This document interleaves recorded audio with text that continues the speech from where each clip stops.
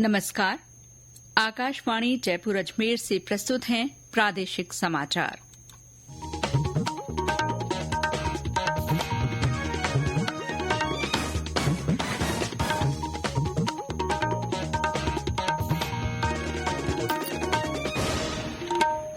मुख्य समाचार।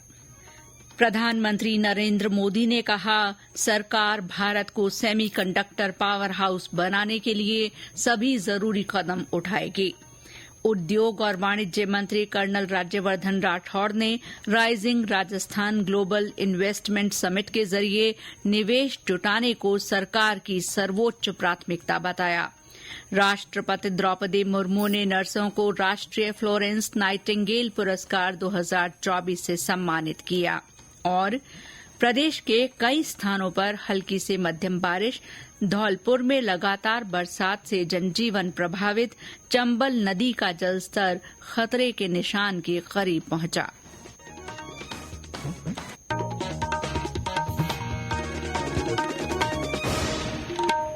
समाचारों के साथ मैं शीला चावला और अब समाचार विस्तार से। प्रधानमंत्री नरेंद्र मोदी ने कहा है कि भारत सेमीकंडक्टर पावर हाउस बनने के लिए हर कदम उठाएगा। उन्होंने कहा कि सरकार देश में चिप उत्पादन की संख्या बढ़ाने पर ध्यान केंद्रित कर रही है ताकि हर डिवाइस को भारत में निर्मित चिप से लैस किया जा सके। प्रधानमंत्री ने आज ग्रेटर नोएडा में सेमिकॉन इंडिया 2024 का उद्घाटन किया। इस मौके पर उन्होंने कहा कि देश में इलेक्ट्रॉनिक्स और सेमीकंडक्टर उद्योग को बढ़ावा देने के लिए विभिन्न प्रयास किए जा रहे हैं। सेमीकंडक्टर की आपकी इंडस्ट्री इंटीग्रेटेड सर्किट से जुड़ी हुई है। भारत भी आपको एक इंटीग्रेटेड इकोसिस्टम देता है। आपके लिए भी 3D पावर सेमीकंडक्टर इंडस्ट्री का ऐसा बेस है जो आपको कहीं और मिलना मुश्किल है। उद्योग और वाणिज्य मंत्री कर्नल राज्यवर्धन राठौड़ ने कहा है कि rising Rajasthan global investment summit 2024 के जरिए प्रदेश में निवेश जुटाना सरकार की सर्वोच्च प्राथमिकता है। श्री राठौड़ आज जयपुर में राइजिंग राजस्थान समिट पर सरकार की तैयारियों को लेकर मीडिया को संबोधित कर रहे थे। उन्होंने कहा कि निवेश को लेकर सरकार की गंभीरता को इसी बात से समझा जा सकता है कि राज्य सरकार पहले ही साल में ये सम्मेलन आयोजित कर रही है, जबकि पूर्ववर्ती सरकार ने चौथे साल में सम्मेलन आयोजित किया था। श्री राठौड़ ने कहा कि प्रदेश में निवेश आने से यहां के युवाओं को हर तरीके से फायदा होगा। उन्होंने कहा कि ये समिट पहले हुए इन्वेस्टमेंट समिट से अलग है। श्री राठौड़ ने कहा कि सरकार का मकसद केवल कागजों में MOU करना नहीं है, बल्कि निवेश को धरातल पर उतारना है। इसके लिए सरकार ने व्यापक तैयारियां की हैं और मैसिव आउटरीच शुरू किया है। साथ ही कई वरिष्ठ अधिकारियों को विभिन्न देशों और राज्यों में रहने वाले निवेशकों के साथ समन्वय के लिए पॉइंट ऑफ कांटेक्ट के रूप में नियुक्त किया गया है। पहले ही साल हमने, डिस्पाइट आचार संहिता लगी थी, चुनाव हुआ था, हमने पहले ही साल इन्वेस्टमेंट समिट रखा है ताकि हम उसको धरातल पे उतारें और इसमें भी नए प्रयोग करें। हमने एक मैसिव, एक बहुत बड़ा अंतर्राष्ट्रीय आउटरीच करा है, क्योंकि प्रधानमंत्री जी ने दुनिया के अंदर हमारी इमेज बहुत शानदार बनाई है। भारत की इमेज, हम 9 राष्ट्रों में जा रहे हैं और वहां से हम इन्वेस्टमेंट लेकर आ रहे हैं। हमने 25 अधिकारी अपने ऐसे हैं जिनको चिन्हित करा है ताकि वो उन देशों के साथ संपर्क में रहेंगे, ताकि उनको दरवाजा खटखटाने की जरूरत नहीं है। सिंगल पॉइंट ऑफ कांटेक्ट होगा। हर प्रदेश के अंदर हमारे अधिकारी हैं जो उन प्रदेश से जो नॉन रेजिडेंट राजस्थानी हैं उनको मदद करें या कोई दूसरे जो इन्वेस्टर हैं उनको मदद करें। श्री राठौड़ ने कहा कि राइजिंग राजस्थान इन्वेस्टमेंट समिट से पहले विदेशों और देश के विभिन्न शहरों में भी समिट आयोजित किए जाएंगे। उन्होंने कहा कि सरकार ने प्रदेश में निवेश के वातावरण को सरल और सहज बनाने के लिए कई पहल की हैं। करीब 21 नई पॉलिसी लाई गई हैं, वहीं पुरानी पॉलिसीज में संशोधन भी किया गया है। हमने अपने जो पॉलिसीज हैं उसके अंदर 21 नई पॉलिसीज बनाई हैं, जैसे 1 डिस्ट्रिक्ट 1 प्रोडक्ट पॉलिसी है, एक्सपोर्ट प्रमोशन पॉलिसीज हैं, वो हमने नई बनाई है और 7 पॉलिसीज को मॉडिफाई करा है। ये सारा काम हमने इसलिए करा है क्योंकि हम एम्प्लॉयमेंट जनरेशन राजस्थान में करना चाहते हैं। हम राजस्थान के अंदर एक बहुत पॉजिटिव आर्थिक माहौल बनाना चाहते हैं ताकि हमारी युवा शक्ति आगे बढ़ सके। गौरतलब है कि rising Rajasthan global investment summit Jaipur में 9 से 11 दिसंबर तक आयोजित किया जाएगा। पुलिस महानिदेशक साइबर अपराध और एससीआरबी हेमंत प्रियदर्शी ने कहा है कि साइबर ठगी के मामलों में आम नागरिकों की सुविधा और जागरूकता के लिए केंद्र सरकार ने कई पहल की हैं। इसी सिलसिले में दूरसंचार विभाग के पोर्टल संचार साथी पर लोगों की सहायता के लिए कई फीचर्स उपलब्ध हैं। श्री प्रियदर्शी ने बताया कि व्हाट्सएप मैसेज या व्हाट्सएप कॉल के माध्यम से संदिग्ध फ्रॉड के मामलों की शिकायत या सूचना संचार साथी पोर्टल पर चक्षु सेवा के लिंक पर जाकर दर्ज कराई जा सकती है। उन्होंने बताया कि चक्षु पर रिपोर्ट दर्ज होने के बाद दूर संचार विभाग द्वारा आवश्यक जांच पड़ताल की जाती है, फिर संदिग्ध नंबर को बंद करने और अन्य आवश्यक कार्रवाई सुनिश्चित की जाती है।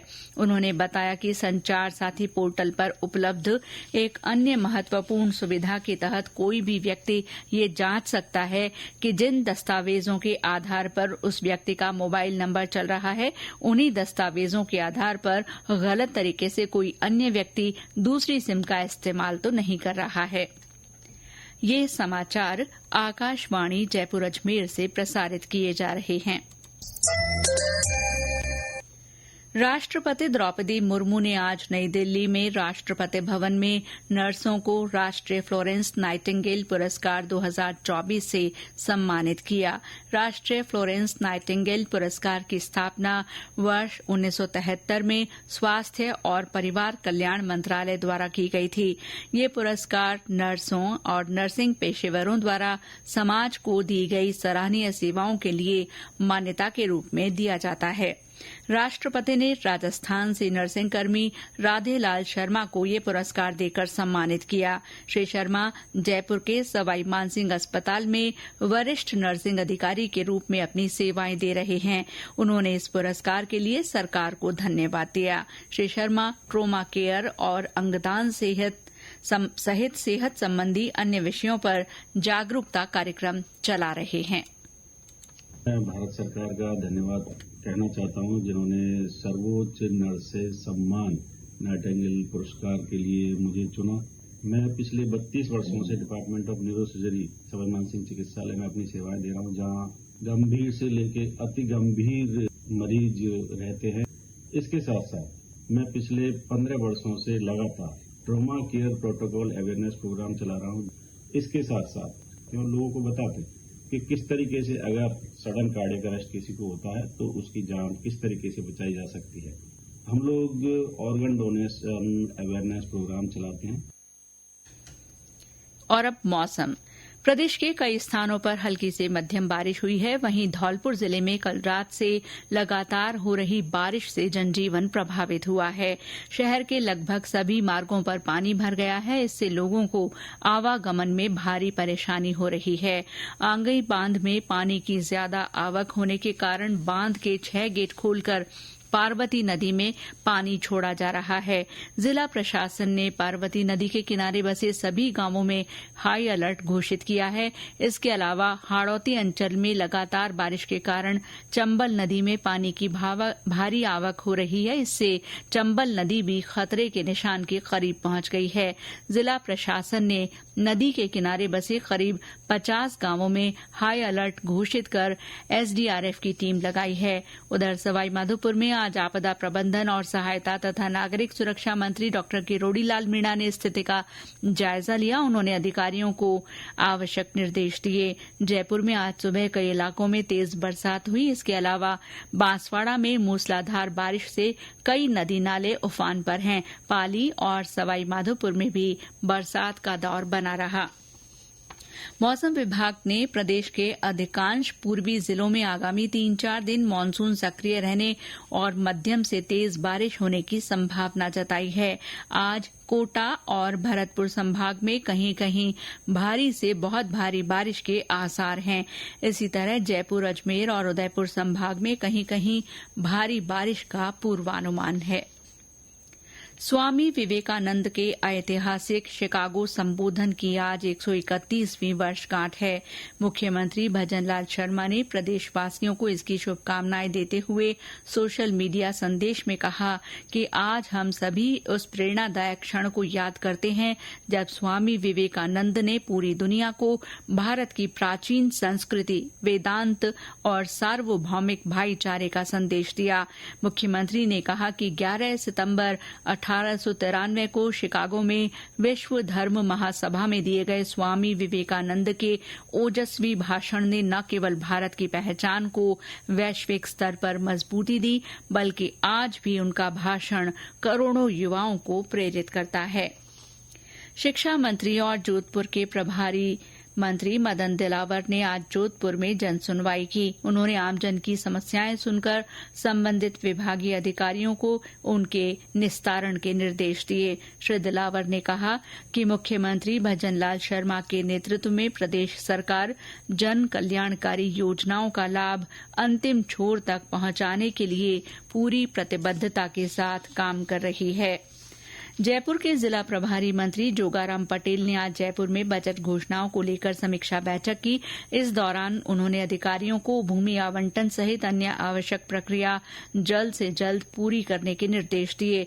उन्होंने अधिकारियों को शहर में ड्रेनेज सिस्टम को मजबूत बनाने, यातायात व्यवस्था को बेहतर करने और सड़कों की मरम्मत कराने के निर्देश दिए। सीकर के दांतारामगढ़ में हुए एक हादसे में आज 3 लोगों की मृत्यु हो गई। मेई गांव में हौद बनाने के लिए मिट्टी खोदने के दौरान ये हादसा हुआ। हौद की खुदाई करते समय मिट्टी ढहने से 2 भाई और उनके चाचा मिट्टी में दब गए और मौके पर ही उनकी मौत हो गई। पुलिस ने घटनास्थल पर पहुंचकर शवों को बाहर निकलवाया। डूंगरपुर में आज कृषि विभाग की ओर से जिला स्तरीय कृषक संवाद कार्यक्रम आयोजित किया गया। इस दौरान राजस्थान किसान आयोग के अध्यक्ष सीआर चौधरी और प्रभारी मंत्री बाबूलाल खराड़ी ने किसानों की समस्याएं सुनी और उनके सुझाव जाने। और अंत में मुख्य समाचार एक बार फिर। प्रधानमंत्री नरेंद्र मोदी ने कहा है कि सरकार भारत को सेमीकंडक्टर पावर हाउस बनाने के लिए सभी जरूरी कदम उठाएगी।